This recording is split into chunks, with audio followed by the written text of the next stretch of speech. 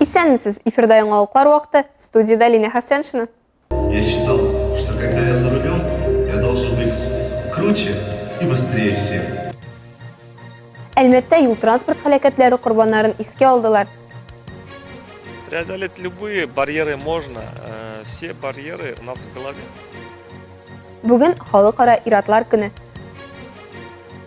Время новостей на телеканале Луч Альметьевск. Студия Альбина Глиулина. Здравствуйте. Бу ялларда бөтен дөнья телевидение көне. Бу һәм башка яңалыкларны бүгенге чыгарылыштан белерсез. 2005 елның октябрендә Берләшкән Милләтләр Оешмасы Генераль Ассамблеясы үзенең резолюциясе белән ноябрьнең 3 якшәмбесен бөтен дөнья юл транспорт һәлакәтләре корбаннарын искә алу көне дип игълан итте. Елдан ел дөньяның күп илләре әлеге көн программасы кысаларында төрле чаралар үткәрә. Әлеге халыкара вакыйга планетада яшәүче барлык кешеләрнең игътибарын юл транспорт һәлакәтләрендә гражданнарның көндәлек үлеменә бәйле күңелсез фактка җәлеп итүгә юнәлдерелгән. Ел сайын юл транспорт һәлакәте 1 миллион 350 мең кеше гомерен алып китә. Татарстан буенча статистикада уйланырга мәҗбүр итә. Мне было 22 года. У меня было много друзей. Я любил скорость. Я считал, что когда я за рулем, я должен быть круче и быстрее всех.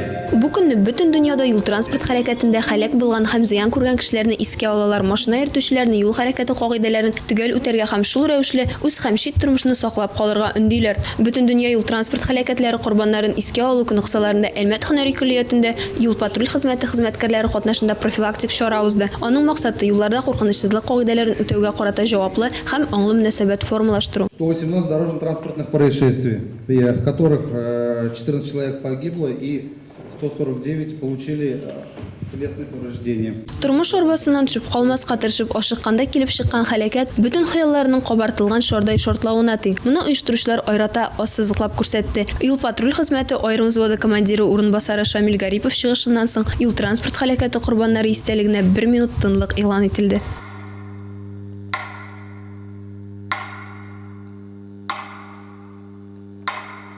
У нее две двери. Одна ведет в солнечное завтра, а вторая в никуда.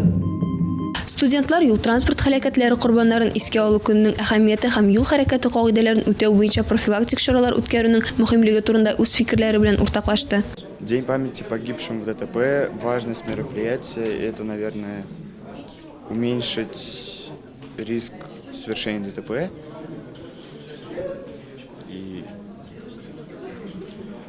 знать примерное количество аварий, которые происходят в каждом году. Наверное, важность очень стоящая, потому что мы молодые, и нам многое может сбрести в голову, когда мы на дороге. Ну, чтобы люди помнили о жертвах ДТП, чтобы не забывали и, почли их. И я считаю, это важно. Кайбер студентларның үз күзләре белән юл транспорт хәлакәте күргәне дә бар икән. Бәхеткә аларның берсе дә үлем очрагына тап булмаган. Укудан кайтканда булды. Укудан кайтайык. Әлмәттән. Ул машина безне узып китте, и КамАЗга каршы эләгеп юлдан чыгып иште. Кырга. Без туктап булыштык инде. Күллият җитәкчелеге сүзләренә караганда, барлык куратор сәгатьләрендә юл транспорт хәлакәтләре корбаннарын искә алу көненә багышланган чаралар узачак. Ә бүген актлар залында беренче курс студентларының 3 төркеме катнашты. В нашем колледже больше 300 ребят, которые получают. Безнең күллиятта укучы 300-дән артык егет һәм кыз 3-4 курста машина йөртү таныклыгын ала. Бу хукукны алу белән бергә алар беренче чиратта бурыч ала. Үз тормышлары һәм якыннары тормышы өчен җаваплылык. Үзегезне саклагыз, юл безнең хаталарны кичерми икәнне онытмагыз. Своих родных и близких. Берегите себя. Дорога не прощает.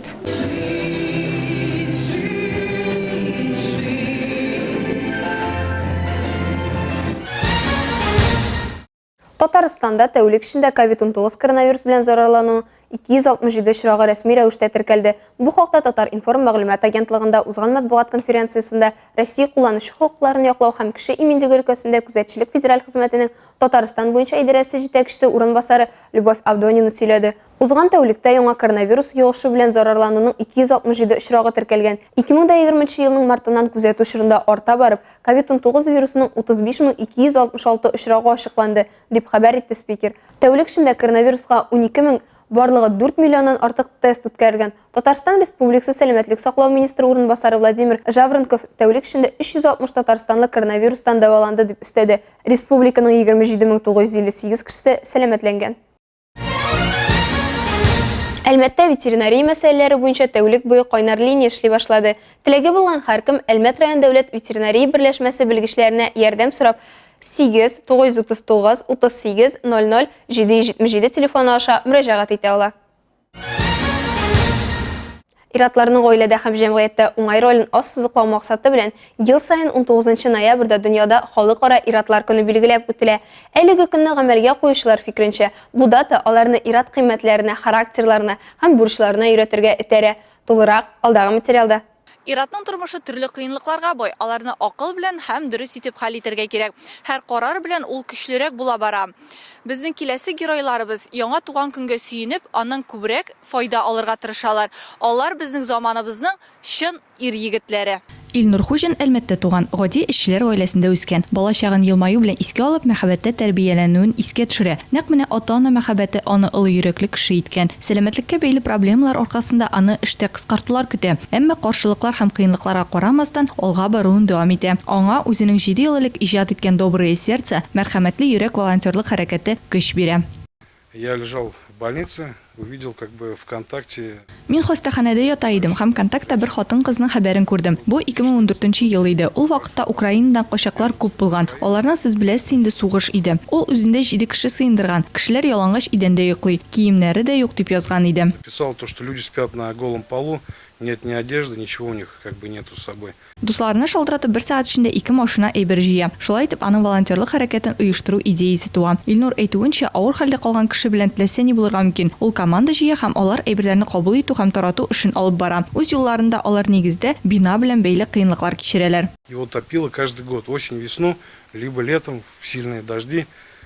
Биредә аны ел сайын көз, яз, яҗәен көчле яңгырларда су баса иде. Ярты метрга кадәр су җыела. Без команда белән җыелдык, траншея, кое каздык, су суырту өчен насос алдык. Насос, вот это выкачивают, чтобы воду осушили его. Шулай ук бинаны агарталар һәм буларның барысы да Илнурның гаилә бюджетыннан. Аның хатыны һәрчак ярдәм итә. Бүгенге көндә аларны әлеге бинадан чыгарга мөмкиннәр. Алар хакимият ярдәменә бик өметләнә. Киләчәккә зур планнар белән төзелгән фонд 7 ел эчендә күп кенә кешеләргә ярдәм итә һәм киләчәктә дә ярдәм итә алырлар дип өметләнәләр.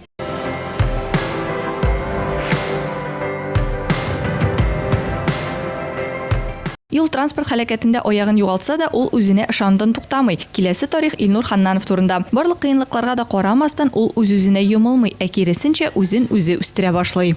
Теләсә инде каршылыкларны җиңәргә мөмкин. Барлык киртәләр безнең башта. Әгәр телисең икән, бу эшне син эшлисең. Теләмәсәң, 1000 сәбәп табасың. Әгәр телисең икән, бу эшне син эшлисең. Теләмәсәң, 1000 сәбәп табасың. Гаиләсе белән вакытны актив үткәрә. Кызының хыялын тормышка ашыра, аның белән бергә марафон йөгерә. Байкта, вейк һәм сноуборд ташуа иҗат итә. Шулай ук аның өчен тагын бер ваемсыз тема – экология. На днях был классный час, с руководителем очень общались. Шушы көннәрдә сыйныф сәгате булды. Җитәкче белән бик аралаштык. Бу җитәкче балаларга ахмаклык кылмаска дигән теләк әйтегез әле диде. Ә бит чынлыкта башта ата-ана балага менә шулай мөмкин булуын күрсәтеп эшли. Машинада барганда форточканы ачып мусор ташлый, ә балаң бит сине карый. Это вот когда ты просто едешь в машине, форточку открыл и выкинул, а ребенок-то твой смотрит. Илнур әйткәнчә, ул дөньяны кичкенә адымнар белән үзгәртә. Гаиләләре белән алар ел сайын агач утырта, кичкенәдән үз үрнәгендә тәртипкә өйрәтә. Алсын Риева, Лия Бейрамалова, яңалыклар вакыты, Луч Әлмәт телекомпаниясе. 1996 елдан башлап 21 ноябрь бөтен дөнья телевидение көне буларак билгеләп үтелә. Нәкъ шул көнне Берләшкән Милләтләр оешмасында телевидениеның бүгенге дөньяда тоткан ролена игътибарны җәлеп итүгә юнәлдерелгән беренче бөтен дөнья телевизион форумы уза. Шуннан бирле ул телевидениегә кагылышы булган хезмәткәрләрнең гомуми бәйрәменә әйләнәде. Теманы Рәдифә Нугманова дәвам итә. 2021 елда бөтен дөнья телевидение көне Россиядә телевидение оешуының 90 еллыгы белән туры килгән. Телекомпания катнашып булган безләр өчен быел ул кадерле учыбызның 30 еллык юбилее белән истәлекле. Все, включаем. 1991 елның 31 январында Халык депутатлары советы президиумы карары белән Әлмәт шәһәрендә телевизион тапшырулар оештыру буенча Луч оешмасы төзелә. Шуннан башлап беренче Әлмәт телевидениесының мавыктыргыч һәм кызыклы тормышы башлана да инде. Ярты миллионга кадәр тамашачының кызыклы мәгълүмат белән тәэмин итүче Луч Әлмәт телекомпаниясенә Илсур Хисаметдинов, Владимир Лавущенко, Алексей Баганов, Алексей Соболев, Геннадий Маслов, Нурия Валиева, Марина Коновалова, Клара Булатова, Илдар Бектимиров, Марат Мөхәммәтшев һәм башкалар нигез сала. 3 ел дәвамында зәңгәр экраннар аша Әлмәт шәһәре һәм республикабызның көньяк-көн чыгышында булган мөһим вакыйгаларны Новости, Җомга, Ислам нуры, инде хәзер тарихка кереп калган Город день за днем, Поколение Татнефть, Спорт Тайм һәм башка тапшырулар аша бәян итә. Күп санлы документаль фильмнар, туры эфирлар һәм телемарафоннар аша үткәнне киләчәк белән бәйли. Время новостей на телеканале «Луч Альметьевск». Студия Альбина Глиулина. Здравствуйте. Көн саен экраннарга чыга торган тапшырулар бер тында каралса да, аның артында бик күп кешеләрнең хезмәте тора. Видео һәм монтаж операторлары, журналистлар, компьютер дизайнерлары һәр сүзне, һәр бер кадрны секундлап җыя. Чыгачак мәгълүматны телевидение редакторлар энәҗебеннән үткәргәннән соң алып баручылар софитлар яктысында соңгы штрихны куя. Трансляциядәге белгечләр секундына җиткереп сезнең өйгә кунакка җибәрә.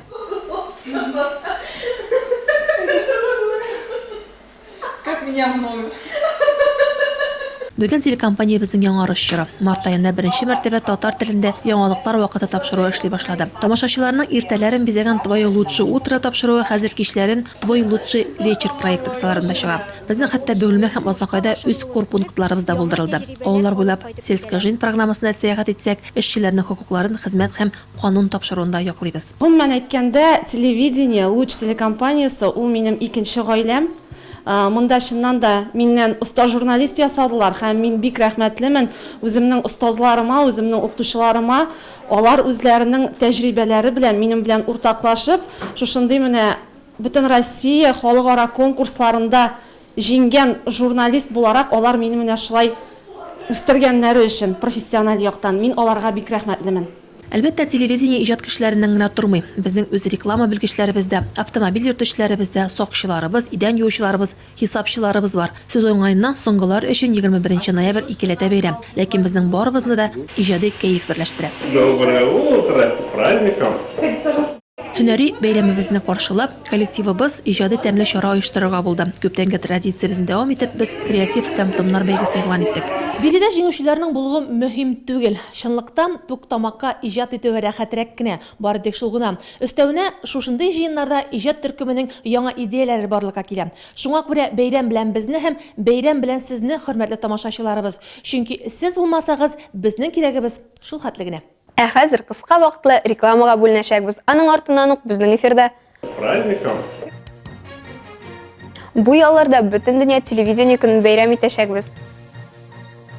Азнакайның шахмат клубында район ярышлары. Җиңәргә, беренче урынны алырга, Алла бирсә. Республикада муниципаль хезмәткәрләр спартакиадасы уза. Реклама тиз узачак. Безнең белән калыгыз.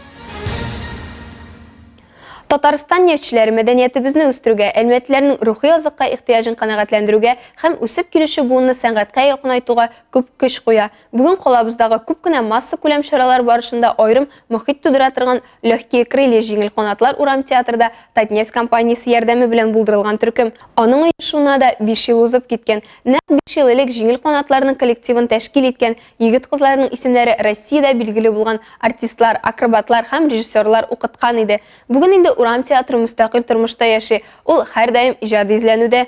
Клоунада, ходуля һәм джамперларга басу, пантомимага өстәп акробатик күнегүләрдә остары беткән урам театры артистлары үзләренең беренче 5 еллыгына нәтиҗә ясау өчен дуслары белән җыелды. Коллективны беренче 5 еллык нәтиҗәләре белән котларга дуслары килгән иде. Җиңел канатларның туган көннәре белән Татнефть компаниясе хәйрия фондының рухият программасы җитәкчесе Флюра Шәйхетдинова котлады. Айратта уңышларга ирешкән артистларга мактау грамоталары һәм рәхмәт хатлары тапшырылды. 18 ноябрь көнне Әлмәтнең Нефтче мәдәният йортында Мериданс халык бию ансамбле Рәсәй Федерациясе президентының Пушкин картасы проекты кысаларында үзләренең концерт программасын башлап җибәрде. Бер көн эчендә 3 тапкыр куелган кичке тамашада хәбәрчебез Фирая Юнысова да булып кайтты.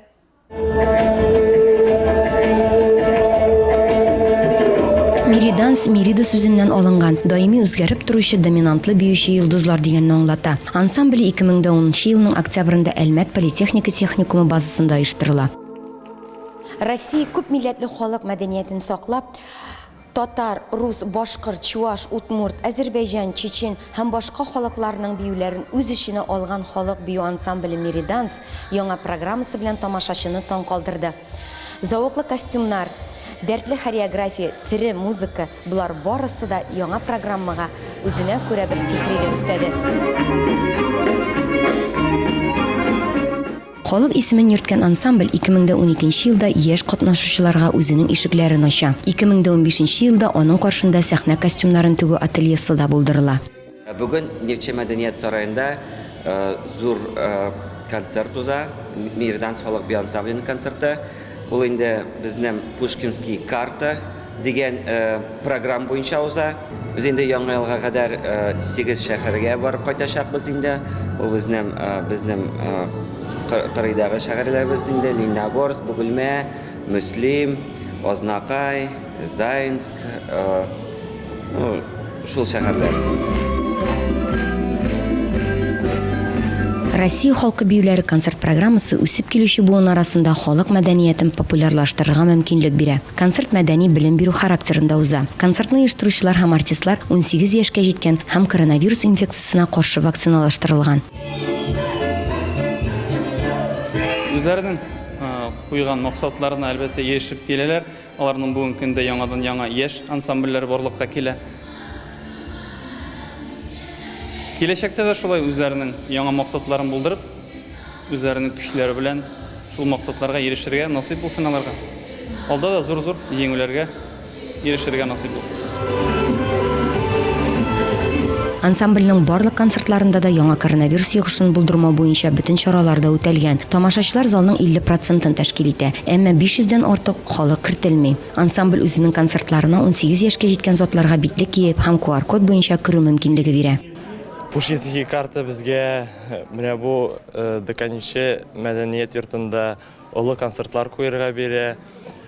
Халык Әлмәт халкына шундый матур концертлар куябыз, халык белә башлый, безне урамда таный башлый дигәндәй.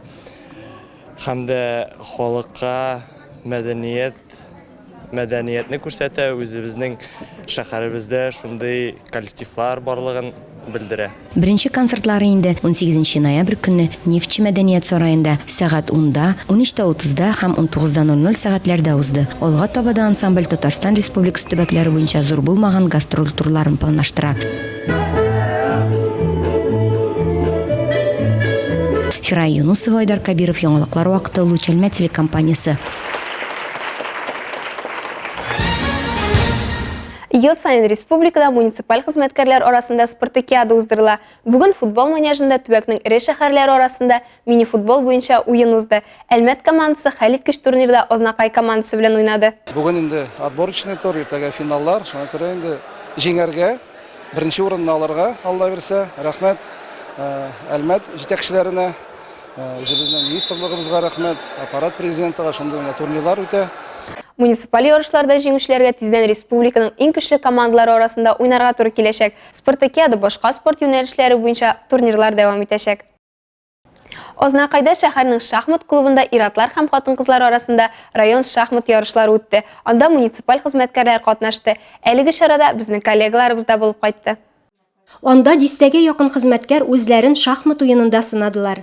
Турнирны ачкан район башлыгы урынбасары Роза Галиева уеннарда катнашучыларга уңышлар теләп, тренер Серин Салиховка истәлек бүләге тапшырды. Сегодня у нас в районе Муниципаль хезмәткәрләр арасында республика күләм ярышлар башланыр алдыннан районыбызда шундый турнир уздырабыз. Шахмат формасы буенча уен, эчтәлеге буенча сәнгать, авырлыгы буенча зур бер фән. Бу уенны һәркем дә уйный алмый, ләкин шахмат уены дуслар, туганнар белән очрашканда, гаиләдә вакытны файдалы да, күңелле дә уздыру өчен менә дигән мөмкинлек. Шахмат уены кешенең уйлау, фикерләү сәләтен арттыра. Шуңа күрә мондый дахилар уены муниципаль хезмәткәрләр өчен аеруча файдалы. Эльмира Шәрифуллина, Рөстәм Акбаров, яңалыклар вакыты, Луч Әлмәт телекомпаниясе. Бу сезгә җиткерәсе соңгы мәгълүматыбыз иде. Мин Лина Хәсән, һәм монтаж операторы Олия Бәйрамалова сезнең белән сау булышабыз. Исән-имин булыйк.